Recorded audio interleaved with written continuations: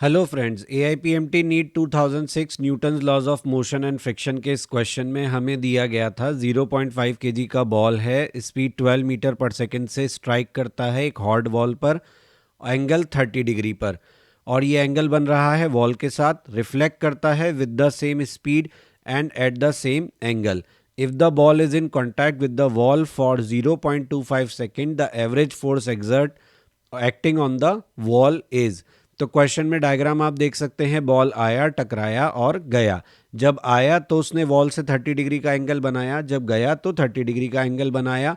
आने और जाने की स्पीड सेम दी है, टाइम ऑफ कांटेक्ट दिया है, एवरेज फोर्स पूछा है. तो फर्स्ट ऑफ ऑल क्वेश्चन में हमें दिया गया है कि बॉल जो है उसका मास है 0.5 kg. इनिशियल वेलोसिटी जिससे वो टकराता है उसका मैग्नीट्यूड है 12 मीटर पर सेकेंड, और जिस वेलोसिटी से वो जाता है उसका भी मैग्नीट्यूड है 12 मीटर पर सेकेंड. टाइम ऑफ कांटेक्ट हमें 0.25 सेकेंड दिया है, यानी हम लिख सकते हैं इसको 1/4 सेकेंड, और हमसे फोर्स पूछा गया है. तो देखिए फोर्स कैसे निकालेंगे.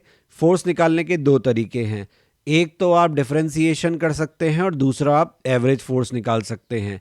इस क्वेश्चन को देखने पर मालूम पड़ रहा है कि यहाँ पे इंटरवल की बात हो रही है, यानी हमें फॉर्मूला काम में लेना है force is equal to delta P upon delta T.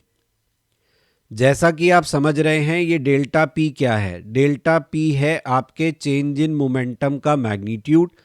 क्योंकि मोमेंटम एक वेक्टर क्वांटिटी है, यानी हमें चेंज इन मोमेंटम का वेक्टर का चेंज निकालकर उसका फिर हमें मैग्नीट्यूड यहाँ पर लिखना है. और साथ ही साथ हम ये भी जानते हैं कि मोमेंटम जो होता है वो मास इनटू वेलोसिटी होता है. तो हमारी जो सिचुएशन है उसमें हमें सबसे पहले ये निकालना है कि हमारे मोमेंटम में कितना चेंज आया, उसके बाद हम फोर्स निकाल सकते हैं. क्वेश्चन में जो सिचुएशन हमको दिया है उस सिचुएशन को देखने से हमें क्या मालूम पड़ रहा है. क्वेश्चन में जो सोल्यूशन हमें दिया है उसमें मालूम पड़ रहा है कि हमारा जो इनिशियल वेलोसिटी था वो 12 sin 30 toward perpendicular to wall and 12 cos 30 along the wall. इसी तरीके से जब वो टकरा के गया तो उसकी वेलोसिटी के दो कंपोनेंट थे, 12 sin 30 perpendicular to wall, 12 cos 30 along the wall. लेकिन आप यहाँ पे एक चीज़ ध्यान से देखिए, वो ये है कि आपका जो 12 sin 30 है केवल उसके अंदर ही चेंज आया है. मतलब अगर मैं मान लूँ ये x डायरेक्शन है और ये y डायरेक्शन है, तो मैं क्या लिखूँगा.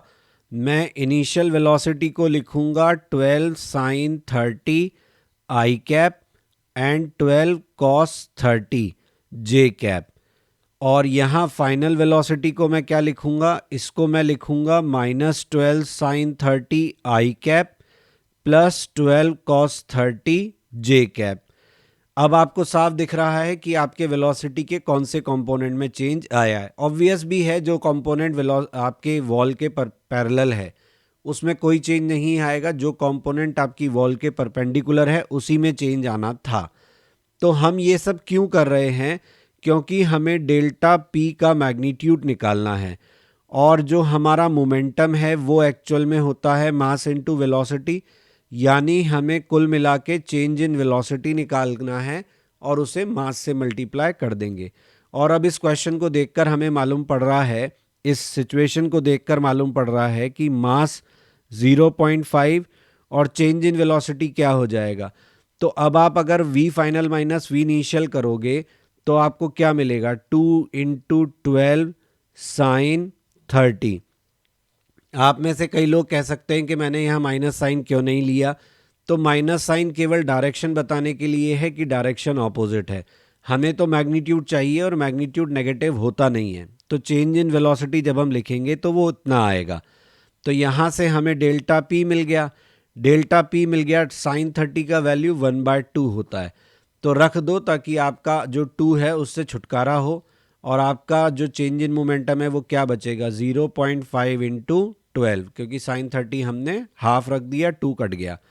तो हमारा फोर्स कितना हो जाएगा, हमारा फोर्स हो जाएगा 0.5 इंटू 12. डेल्टा टी का वैल्यू मैंने ऊपर आपको लिखा हुआ है 1/4 था, तो 4 यहाँ मल्टीप्लाई हो जाएगा, ये आ जाएगा 24 Newton answer of this question. Full solution के अलावा अगर आप हिंट वीडियोस देखना चाहते हैं जिनके बाद आप इस क्वेश्चन को, ऐसे क्वेश्चंस को खुद से सॉल्व करना सीखना चाहते हैं ताकि आपको हर बार सोल्यूशन देखने की ज़रूरत ना पड़े, तो आप मेरे चैनल पर जाकर मेरे वीडियोस देख सकते हैं। किसी कंसेप्ट में आपको क्लैरिटी नहीं है तो मैं कंसेप्ट रिलेटेड वीडियोस भी वहाँ पोस्ट करता हूँ। जो लोग सोल्यूशन के टेक्स्ट भी देखना चाहते हैं, मतलब वो वीडियो के अलावा टेक्स्ट सोल्यूशन भी देखना चाहते हैं, तो वो क्वेश्चन नहीं बनता ब्लॉग स्पॉट मेरा ब्लॉग है, उस पर जाकर देख सकते हैं, जहाँ text as well as video solution आपके लिए अवेलेबल हैं। फेसबुक पर आप मुझे कांटेक्ट कर सकते हैं, फेसबुक पेज क्वेश्चन नहीं बनता। इंस्टाग्राम पे आप मुझे कांटेक्ट कर सकते हैं, क्वेश्चन नहीं बनता।